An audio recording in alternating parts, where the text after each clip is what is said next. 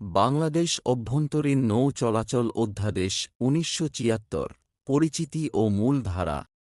এই টিউটোরিয়ালে আমরা বাংলাদেশ অভ্যন্তরীণ নৌ চলাচল অধ্যাদেশ ১৯৭৪, যা সংক্ষেপে আইএসও 1976 নামেও পরিচিত, এর কিছু প্রাথমিক ধারণা এবং গুরুত্বপূর্ণ ধারাগুলো নিয়ে আলোচনা করব। একজন ইনল্যান্ড মাস্টারের জন্য এই আইনগুলো জানা ও বোঝা অত্যাবশ্যক। কেন এই অধ্যাদেশ বা এই অধ্যাদেশের মূল উদ্দেশ্য কি?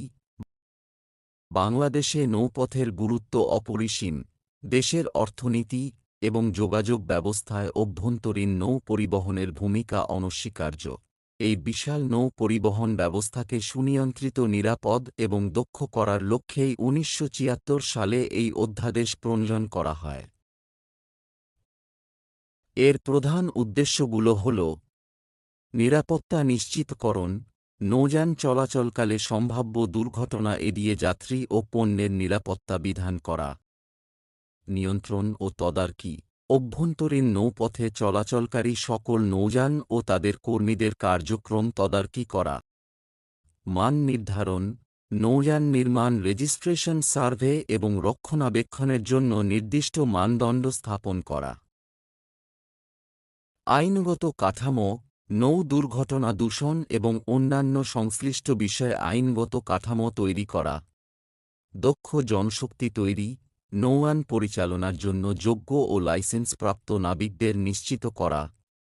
এই অধ্যাদেশটি সময় সময় বিভিন্ন সংশোধনী, যেমন ২০০৬, ২০১০, ২০১৭ সালের সংশোধনী, এর মাধ্যমে আধুনিক নৌ পরিবহন ব্যবস্থার সাথে সামঞ্জস্যপূর্ণ করা হয়েছে।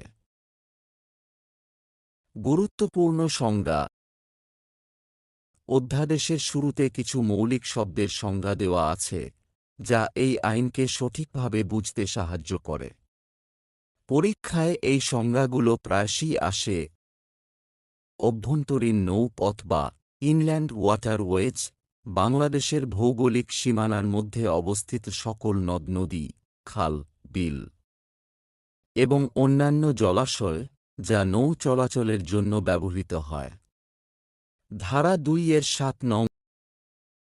অভ্যন্তরীণ নৌযান বা ইনল্যান্ড শিপ, অভ্যন্তরীণ নৌপথে চলাচলকারী যে কোনো জাহাজ, নৌকা বা অন্যান্য ভাসমান কাঠামো যা পণ্য বা যাত্রী পরিবহনের কাজে ব্যবহার হয়। এর মধ্যে পালতোলা নৌকা, steamer, motor boat, tugboat, barge সবই অন্তর্ভুক্ত। ধারা ২ এর ৮ নং। মাস্টার, অভ্যন্তরীণ নৌযানের দায়িত্বপ্রাপ্ত ব্যক্তি। তার উপরই নৌযানের নিরাপত্তা এবং এর পরিচালনার চূড়ান্ত দায়িত্ব বর্তায়। ধারা ২ এর ১০ নং। সারেং, ইঞ্জিনযুক্ত অভ্যন্তরীণ নৌযানের দায়িত্বপ্রাপ্ত নাবিক, যিনি মাস্টারের নির্দেশনা অনুযায়ী নৌযান পরিচালনা করেন। ধারা ২ এর ১৬ নং। লস্কর, একজন সাধারণ নৌকর্মী, যিনি মাস্টারের বা সারেং এর নির্দেশ অনুযায়ী কাজ করেন। ধারা ২ এর ৯ নং। সুপারিনটেনডেন্ট, এই অধ্যাদেশের অধীনে ক্ষমতা প্রয়োগের জন্য সরকার কর্তৃক নিযুক্ত কর্মকর্তা। সাধারণত নৌ পরিবহন অধিদপ্তর বা ডিপার্টমেন্ট অফ শিপিং এর পরিদর্শকগণ এই দায়িত্ব পালন করেন। ধারা ২ এর ১৮ নং। সার্ভে, নৌযানের উপযুক্ততা, নিরাপত্তা এবং নির্মাণশৈলী পরীক্ষা করা।